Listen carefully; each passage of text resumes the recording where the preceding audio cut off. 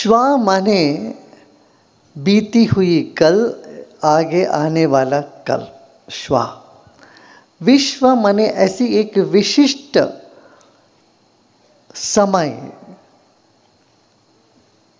जो अब है, ना बीती हुई कल ना होने वाला कल है, अब वर्तमान। अब वर्तमान में विशिष्ट तरह से के आगे अनंत काल, पीछे के अनंत काल भी जुड़ जाता है। तो विश्व, ये सारा दुनिया, ये सारी दुनिया को विश्व बोलते हैं क्योंकि ये वर्तमान में रहती है। सब कुछ यहाँ वर्तमान में ही होता है। वृक्ष वर्तमान में है, चिड़िया वर्तमान में है, मनुष्य के मन बुद्धि के सिवाय बाकी सब है वर्तमान में। जो वो वर्तमान के नाथ, जो अधिपति है, वही विश्वनाथ है। समय के, या विश्वनाथ विश्वनाथ हम बोलते जाते हैं मगर उसका गूढ़ अर्थ नहीं समझते हम। है से हुज्जत नहीं की तलाश, इसीलिए है दुनिया उदास। जो है के साथ संबंध जोड़ोगे तो ईश्वर के साथ संबंध जुड़ गया। और है के साथ संबंध जोड़ना हो तो काशी से जुड़ना है। काशी माने क्या? हमारा भ्रूमध्य, आज्ञा चक्र को ही काशी बोलते हैं, जहाँ पर इड़ा पिंगला दोनों है, दोनों जुड़ती है। भ्रूमध्य क्षेत्र को काशी क्षेत्र बोलते हैं। उसी को प्रयाग भी बोलते हैं, है कि वहाँ तीसरा नदी अव्यक्त सुषुम्ना भी जुड़ जाती है वहाँ। तो प्रयागराज और काशी में ज़्यादा दूर नहीं है। तो वरुणा और अस्सी, इसके बीच का जो स्थान है वो वाराणसी है। वरुणा नदी और अस्सी, तो अस्सी और वरुणा ये ही एक प्रतीक है काशी का। और काशी के अधिपति विश्वनाथ है, जो विश्व के अधिपति है। और विश्व क्या है? जो है, जो वर्तमान में होता है। और इस वर्तमान इतना गहरा है, इसमें अनंत भूतकाल और अव्यक्त भविष्य भी उसमें समाहित हुआ है। देश और काल जहाँ पर समग्र रूप से जुड़ी हुई है, वही है विश्वनाथ।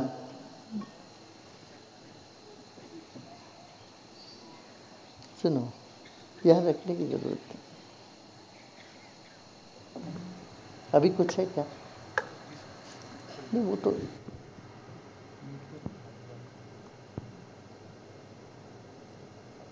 अभी आज इसी पे बात कर देंगे, दूसरा कुछ नहीं है ना। विश्वनाथ पर ही बात करेंगे और दूसरा कोई इंटरव्यू नहीं करेंगे। हाँ, सो विश्वनाथ वही बोलते जो विश्व, जो कल नहीं है, जो वर्तमान है, और विशिष्ट रूप का समय है जिसमें अनंत भूतकाल और अव्यक्त भविष्य भी जिसमें जुड़ा हुआ है, वो विश्व है। उस विश्व के नाथ विश्वनाथ है, सारे संसार के नाथ हैं। तो यही वो विश्वनाथाष्टकम में अभी बोल रहे थे ना कि तो इससे बहुत अच्छा है। वो फिर से बोलिए एक एक श्लोक।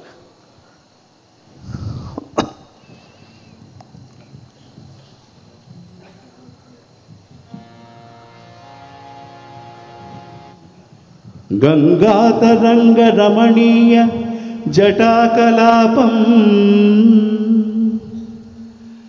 गौरी निरंतर विभूषित वामभागम्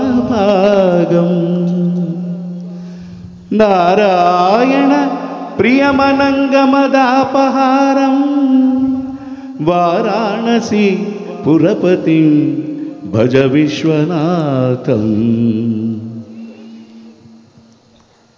हाँ, दूसरा भी यही करे, जहाँ गंगा माने ज्ञान, जहाँ गौरी और शक्ति, ये दोनों जहाँ पर समाविष्ट है, जिनके आभूषण में भुजंग है, जिनके जो हरि के नारायण के प्रिय हैं और जो कामदेव का संहार कर देते हैं, ऐसे विश्वनाथ, उनको हम प्रणाम करते हैं।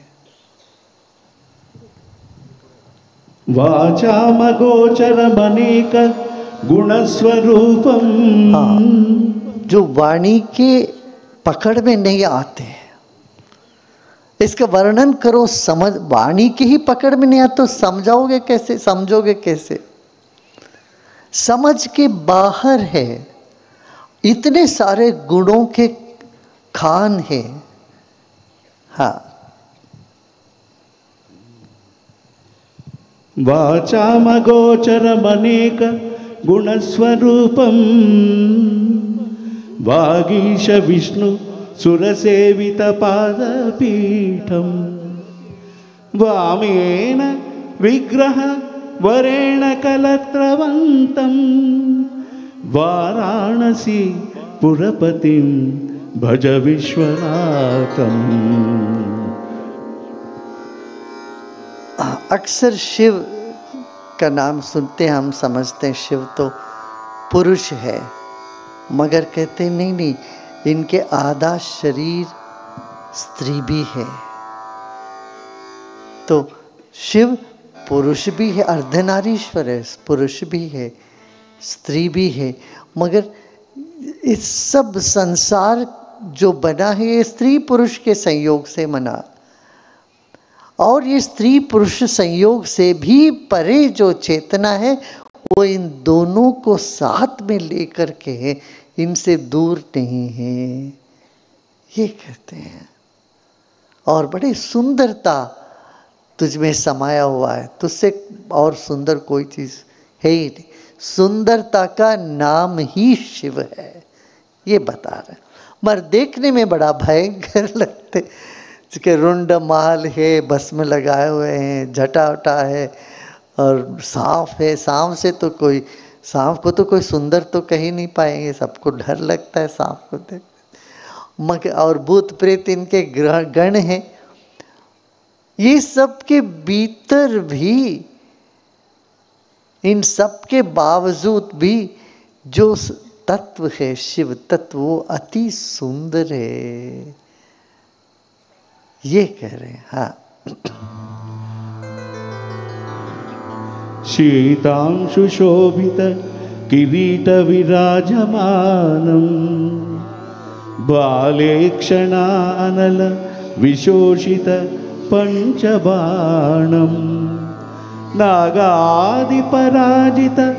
भासुर कर्णपूरम् वाराणसी पुरपतिं भज विश्वनाथम्।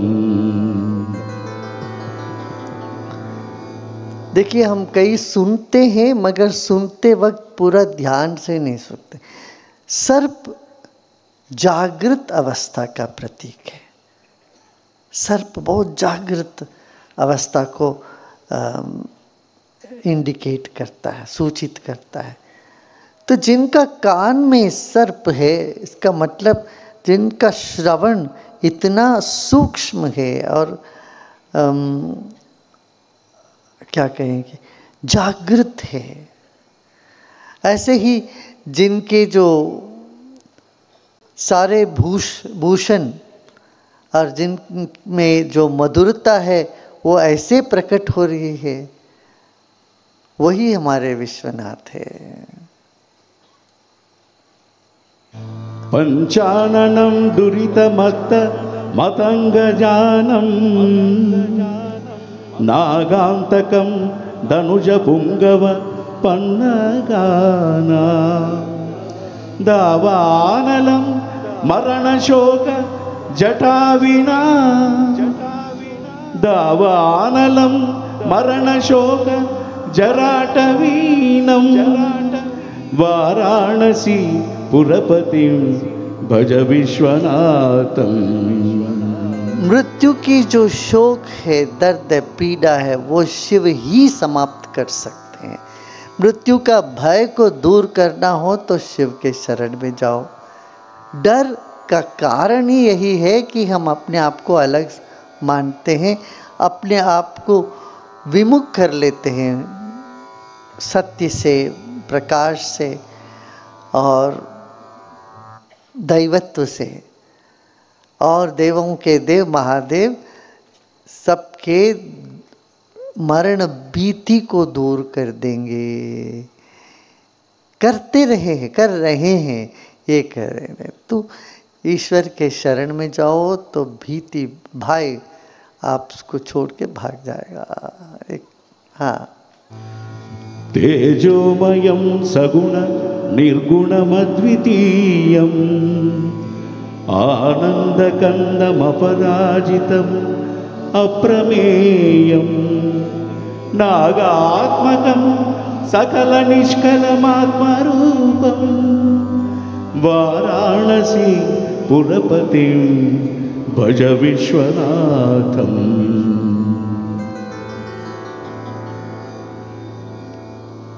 शिव सकल भी है और निष्कल भी है। सकल माने जो व्यक्त भी है, अव्यक्त भी है।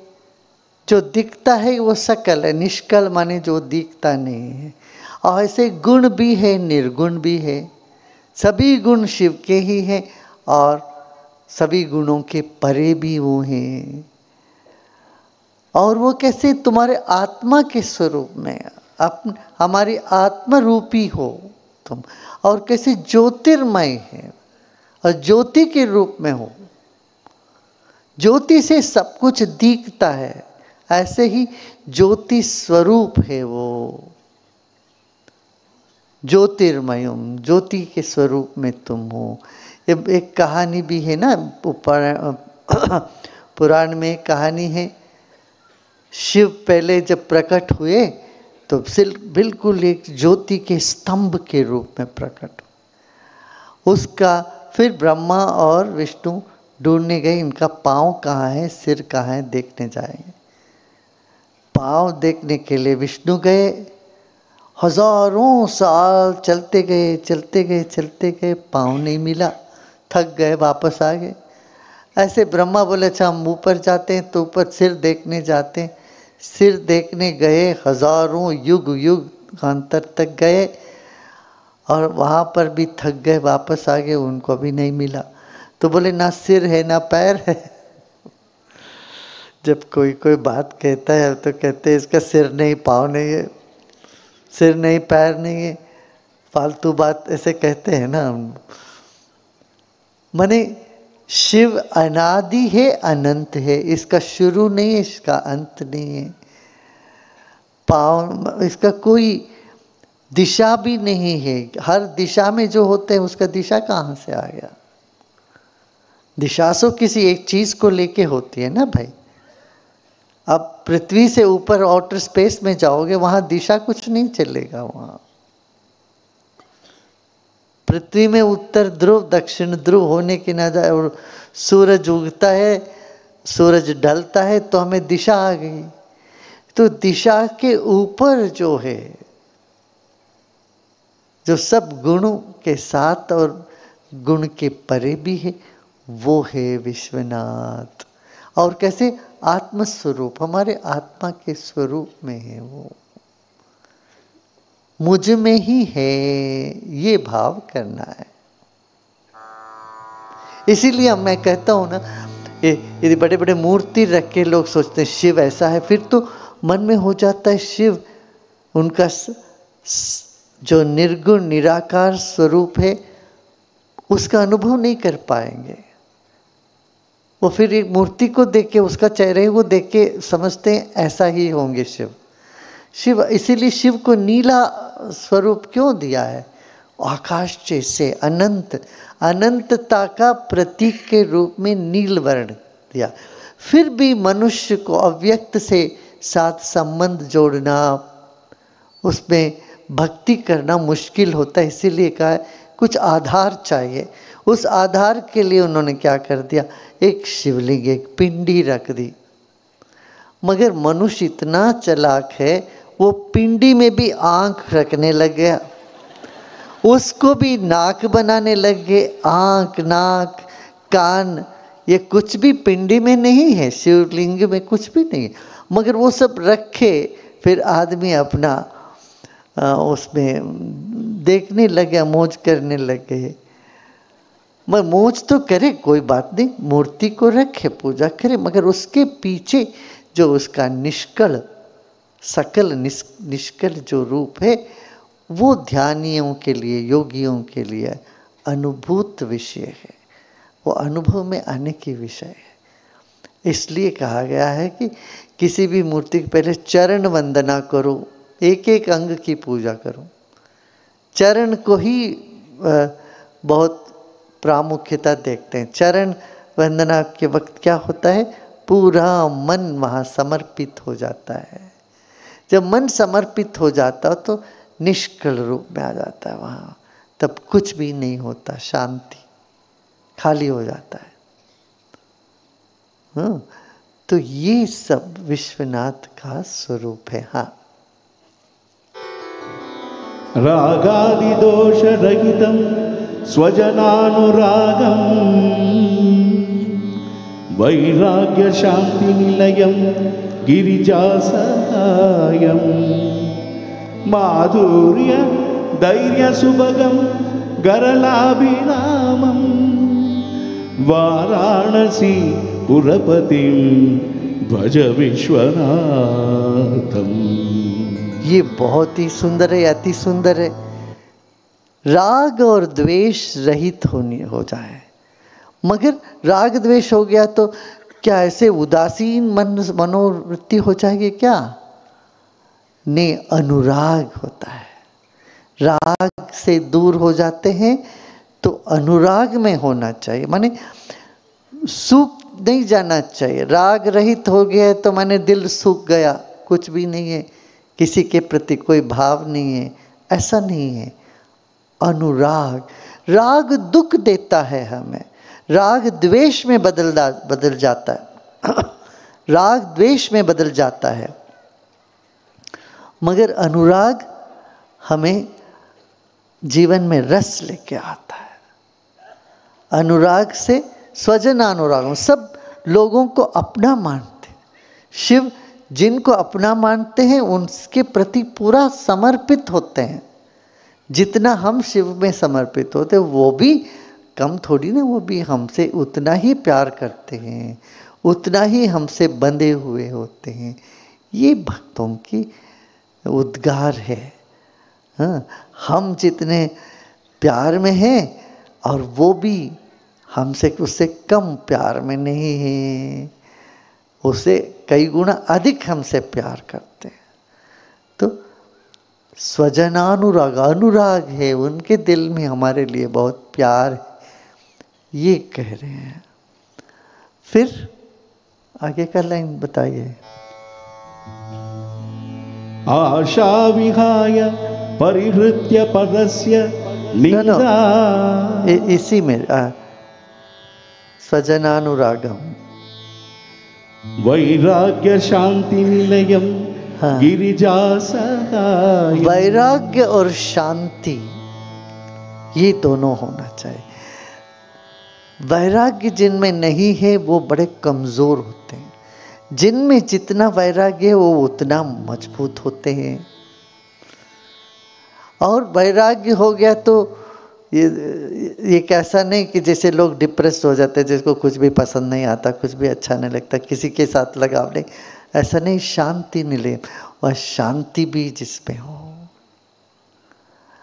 और ऐसे हमारे भीतर बहुत वैराग्य भी रहे, शांति भी रहे, तब गिरिजा सहाय माने ये सारा प्रकृति जो है हमारे मदद में आ जाती है, हमको मदद करती है, हमारे साथ हो लेती है। जितना ज्वर से पीड़ित होके तुम जिसके पीछे दौड़ते हो वो तुमसे उतना ही दूर भागता है। जितना तुम अपने में स्थिर हो करके शांत रहते हो, उत्साहित रहते हो और क्रियाशील रहते हो, तो वो सारी चीज़, ये सारी प्रकृति तुम्हारे सहाय में आ जाती है। ऐसे गिरिजा आपकी मदद में आती है, गिरिजा सहायम, और गिरिजा साथ हो लेती है। माधुर्य धैर्य सुभगम गरलाभिरामम। हाँ हाँ, माधुर्य और धैर्य। कुछ लोग मधुरता में रहते हैं मगर धैर्य नहीं होता। कुछ लोग धैर्य के नाम से क्रोध को पालते रहते हैं, अहंकार को पालते रहते हैं। वो भी नहीं, सही नहीं है, वो भी पूर्ण नहीं है। ये दोनों हो, होश नहीं है तो बिल्कुल बेकार है। इसलिए माधुर्य, धैर्य और होश, ये तीनों जिनमें ऐसे अद्भुत, अवर्णनीय, अतुल्य, जो इसकी तुलना नहीं कर सकते हैं। अप्रमेय माने यही है, ऐसे तुलना के बाहर, क्योंकि ऐसी कोई चीज़ हो ही नहीं सकती। ऐसे सुंदर तत्व है आप शिव, आप ही तो हमारे सब कुछ है, ये बोल रहे हैं। हाँ, आशां विहाय परिहृत्य परस्य निंदा, पापे रतिं च सुनिवार्य मनस्समाधौ, आदाय हृत्कमल मध्यगतं परेशं, वाराणसी पुरपतिं भज विश्वनाथम। सब तरह की ये चाहिए, वो चाहिए, चाह, ये आशाओं को छोड़े, कुछ समय के लिए चाहे पूरा छोड़ दो तो अच्छा ही है। सारी आशा छोड़ो और दूसरों की निंदा छोड़ दो। आशा विहाय परस्य निंदा, दूसरों की निंदा करते रहते ना, ये हम फंसे रहते हैं। सुबह उठते ये ठीक नहीं, वो सही नहीं, ये सही नहीं, 20 आदमी के बारे में मन में निंदा बनी रहती है। मैंने तो कम सम क्या बोल दिया। कुछ लोगों के लिए 4-5 ही काफ़ी है, उनका निंदा तो करते रहते हैं। वो निंदा करने से तो सिकुड़ जाते हो। निंदा छोड़ोगे तब तुम्हारे हृदय कमल में वो बैठे हैं, वो तुम के अनुभव में समाधि, निंदा छोड़ के समाधि लगाओगे, समाधि लगाओगे तो तुम्हारे हृदय कमल में यहीं बैठे हैं, विराज रहे हैं, उन तुमको आशीर्वाद देंगे। वो ऐसे है हमारे विश्वनाथ। काफ़ी है ना आज। और इसका लाभ, इससे हमको बिना फायदा के कोई कुछ करता ही नहीं, तो फायदा क्या होगा वो आखिरी में बताते, तो थोड़ा लालच भी दे देते। पहले तो बोले सारा राग छोड़ दो। ये गुरुओं के, संतों के इस शैली रही कि हर तरह के लोगों को यहाँ तक लेके आए। चलो, जो गुरु की आज्ञा मान लिया, संतों के आज्ञा मान लिया, आशाम विहाय, सब आशाएं छोड़ दिए जी, क्योंकि आपसे बढ़िया और कोई आशा नहीं है, यही आशा है, प्रभु से ही आशा है, करके बाकी आशा फीके पड़ने लग जाए तो परस्य निंदा तो तब होती नहीं। तो हृदय कमल में समाधि में बैठ गए तो हमें वो अनुभूति प्राप्त होने लगी। फिर मान लो कुछ लोगों को इतनी बात समझ में नहीं आई तो उनके लिए थोड़ा लालच भी आखिरी में दे देते हैं, हम बता दीजिए वो आखिरी। इसलिए फलश्रुति हर पुराण में, हर श्लोक के अंत में बोलते, ये सब पढ़ने के बाद तुम्हें ये फलश्रुति मिल जाए। क्योंकि मन में कहीं कोई शंका रहे वो शंका को भी वहाँ से छोड़ने के लिए। या वाराणसी पुरपते स्तवनं शिवस्य व्याख्यातमस्तकमिदं पठते मनुष्यः विद्यां श्रियं विपुलसौख्यमनन्तकीर्तिं सम्प्राप्य देहविलये लभते च मोक्षम्। हाँ, क्या क्या विद्या मತ್ತೊಂದ್ಸಲ ಹೇಳಿದ್ರು? वाराणसी पुरपते स्तवनं शिवस्य व्याख्यातम् अष्टकमिदं पठते मनुष्यः विद्यां श्रियं। विद्या, उनको विद्या मिलती है, सबसे पहले विद्या, फिर श्रियम, श्रियम माने संपत्त, विद्याश्रियम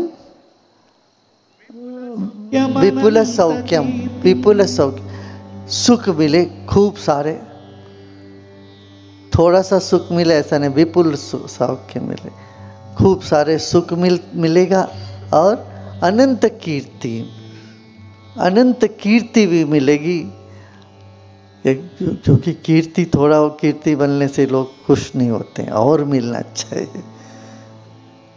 कितना फेमस हो तुम, कितने नामी हो, इतने नामी हो नहीं, काफ़ी नहीं है, पूरा नामी होना चाहिए। किसी प्रांत में नाम हो गया तो काफ़ी नहीं, पूरे प्रदेश में नाम होना चाहिए, और पूरा प्रदेश नहीं, पूरा देश में होना चाहिए, फिर पूरे दुनिया में होना चाहिए।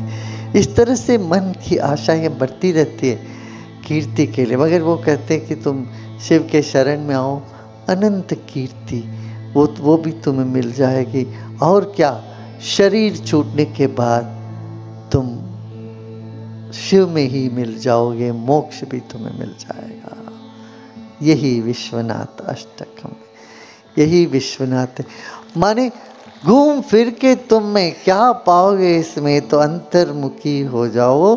तुम्हारे हृदय कमल में शिव जी बैठे हैं, वहाँ साकार निराकार स्वरूप में शिव जी वहाँ हैं, ध्यान में जाओ। यही है पूरा इसका संदेश।